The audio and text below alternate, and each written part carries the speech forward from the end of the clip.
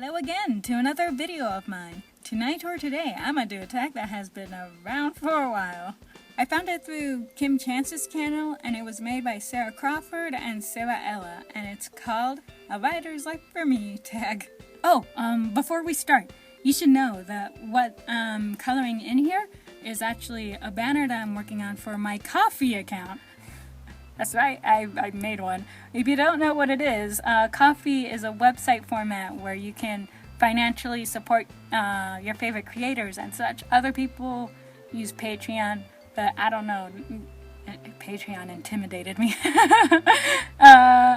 So yeah, if you enjoy my content and videos, you can go over there and support me if you like. I have a version where I have some of the fan art posted on there, but I don't have any way to contact the original artist, so I don't know if it was alright to use them or not in that banner. So you'll see me up there finishing it with just some promotional stuff that I did, like for the books that are out and stuff like that. So if you made any fan art, let me know. I'd like to see them. Okay, let's start. Question 1. What kind of writer are you? I'm mainly a comic writer. That is to say, I write comic books. I like to draw out stories almost as much as telling them. I stink at oral telling, though. That's why I have to write out everything I have to say. I'm pretty decent at improv, though. Ain't that weird? Question 2. When did you start writing, and what made you want to try it? Technically, I started writing in high school, like freshman or sophomore year. I started planning out this medieval, fantasy that I ended up dropping to pick up the Tricksters, Abreast tales, but I recently picked it back up again. So if you want to, know a little bit more about it, just let me know and I'll make a video about it or something. As to why I wanted to try it, I always liked daydreaming, and I also like drawing, so I thought, why not make a career out of it? And because I like drawing, I thought, why just stick with writing when I could just, combine the two and become a comic writer? Question 3. What inspires your stories?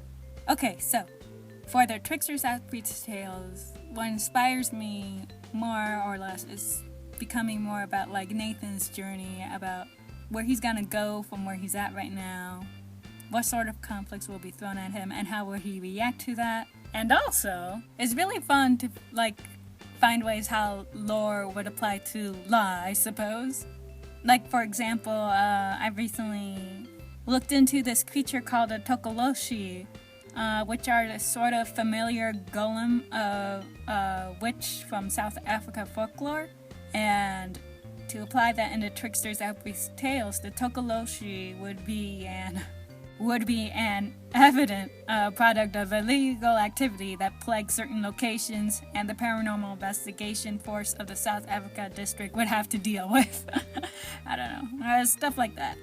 That's kind of why, the B story subplot focuses on governmental agents who specialize in paranormal related cases, so that I can branch out and not just focus on the personal life of the kid characters, but also look into the logistics of it, I guess. Question 4. What themes do you explore in your writing? Okay, here's the thing. It varies from story to story. I know I only talk about the Tricksters Abreast tales here, but I've written other stuff for school, for fun, and for my college newspaper and stuff like that. And what I mean from it varies from story to story is that this other comic that I did for college called Probable Enemies, it's a series about a 9 to 12-year-old genius who self-proclaims himself to be a local superhero's arch nemesis. And I would say the theme for that would be to enjoy your youth, physically and figuratively, young at heart and all that. And then I once wrote a first-person perspective of a serial killer coming out of retirement and going on a killing spree again. Just because. Actually, I think it was to get a better feel of a character in the Tricksters Abreast tales. Speaking of which, I'd say the theme for that story at this moment is to to move forward or something like that. But that's subject to change. You'll find out in about a minute. But let's move on right now. Question 5. Are you a plotter, a pantser, or a planner? Okay, let me explain. A plotter is like someone who plans out the whole story from beginning to end. Think Rebecca Sugar's Steven Universe, or Michael Dante DiMartino and Ryan Koletzko's Avatar: The Last Airbender. Those guys were so plot-driven that their entire show schedule featured in the last season of Avatar: The Last Airbender as Sokka's schedule. A pantser is someone who writes at the seat of their pants, or as they go along. Think of Penitent Ward's Adventure Time or Akira Toriyama's Dragon Ball series. And finally, the planters are a sort of mix of both. The writer might have a general idea of the plot, theme, or idea, or what have you, but they are adaptable enough to make changes, kind of like Thinkimaru Arakawa's Fullmetal Alchemist or J.K. Rowling's Harry Potter. Okay, so now that I cleared that up for you, I'd say that I'm more of a planter. I know that's not really a straightforward answer, but this is much like the last question. It varies from story to story. For example, I recently finished a fanfic and I knew how the story was going to go from beginning to end. And I only really used storyboards to help keep track of it. Meanwhile, I use storyboards to help write out and finish the stories or chapters that I write for the Tricksters Abreast tales. Not only that, but that particular story has been rewritten 3 times. First time I tried orally, or a pantser. Let me tell you, it was a complete jumble mess with extreme tone changes, and it was all over the place. I don't even know. So, second time around, I tried to be more detailed and plan it out a bit more, or try the plotter method. That exceeded 100 chapters. Well over, which wouldn't be so bad if it wasn't a comic and there was no ending in sight. And so one night I was like, this is too long. I ain't no Ichiro Oda. I'm not going for some One Piece kind of mission. So with the third time, the planter thing, I'm actually really liking it for the series. It seems to be working nice so far. What's published now is basically the edited version of Draft 2, where I took out and rearranged chapters. I even rewrote some, and even had to shift out characters and paranormal creatures if I needed to. So for this series in particular, I think I'm a planner. It's nice. Planter is good. Question 6. Where are you on your writer's journey? I kinda just answered this. For real though, being an independent writer for the Tricksters Abreast Tales really boosted up my confidence enough to try and go for that publishing company, which is one of the reasons I picked up that fantasy story I mentioned earlier. And it also gave me enough courage to start my own Ko-fi account where my supporters could support me financially if they want to. Yeah, I think I'm in a decent place right now. I mean, I can get better and do better than that, and I do have plans, but they're just plans, little thoughts in the head that I haven't manifested yet, or won't, I don't know. I don't really consider plans canon. I mean, legit, until I take action and keep it constant in my life. Question 7. Have you entered any writing contests? Did you win any? I've mentioned in another video that I've joined OCTs and leagues on a website called DeviantArt in the past, and I've gotten second place in an OCT that was doing well. And the league was doing good too, until I lost my password. I've also got an Excellence cartoon honorary mention for my Probable Enemies comic strip. That was fun. That was a nice win.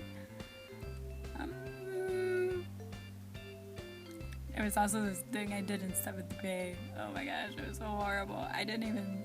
Should I even mention it? I don't know. Let's see how long this video is. Okay, I have a couple of minutes to spare. So I joined this writing contest, and it was about making short stories based on World War II. And I didn't want to go the typical Anne Frank route, so I basically wrote a non-comedic version of the movie with that... What's that movie? With that kid, Jojo Rabbit. But from the perspective of a young adult who was blackmailed to assassinate an assassination attempt at Hitler. It was so... Yeah.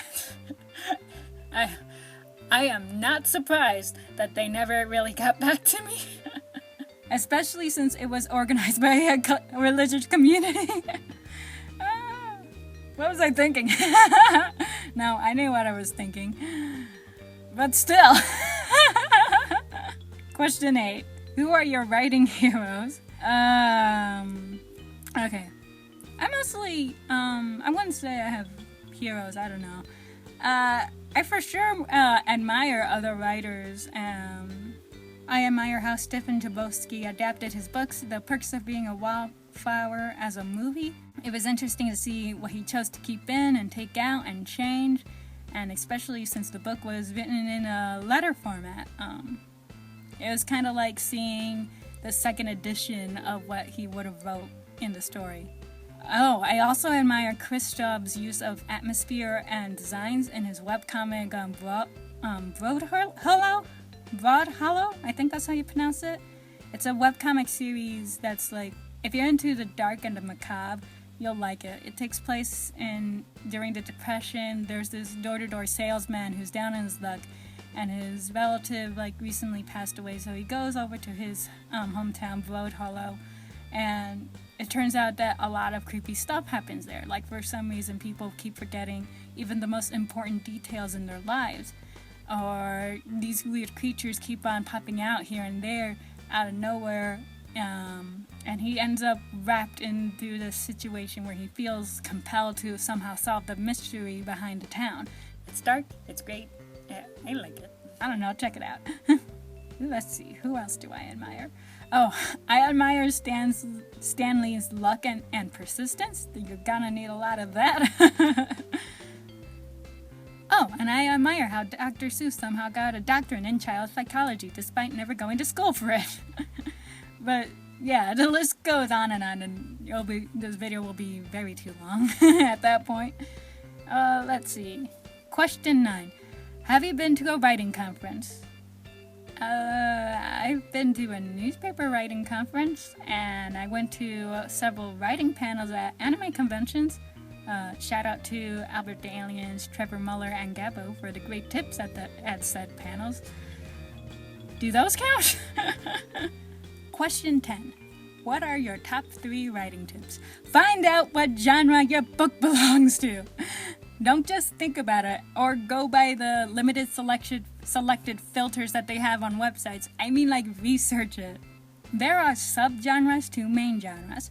Like, for example, the Tricksters' Abreast tales might not be a fantasy, but is an urban fantasy, which means fantastical things happen in an ordinary environment, which is a subgenre to said genre. It can be difficult to find one, but there are information and videos that help you narrow down what it is you're looking for. And you don't even have to pick just one. Trust me, you will find a genre that fits your story like a glove. You just need to look harder than I did.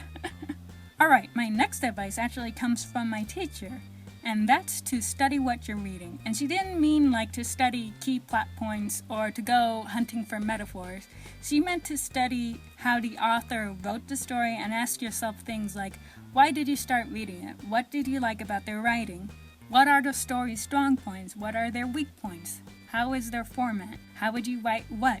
Even if you hate the book, what is good about it, and what will you do to fix it? Why did you start reading it? And so on and so forth. And my last piece of advice to you is that it's okay to break down your story and build it back up from scratch. If you have existing material that's already published and out there, you can use what you have out so far as a sort of guide to help you map out where exactly you want your story to go. That way you can properly integrate it into the existing material and make the best out of it. just make sure you continue writing. I say this because that's what I'm planning to do with the Tricksters Abreast Tales, and I hope you come along and enjoy the ride. Or not. Skip it all together if you like. It's your life. I'ma post videos about it whether you watch them or not, along with all the other random stuff I do. Like always! I like making these videos, and it's lovely to know that you guys enjoy them too. It really makes it a whole lot more fun. Anyways, that was the last question. Okay then, we'll stop it here. I hope you have nice holidays and you'll hear from me later. Bye!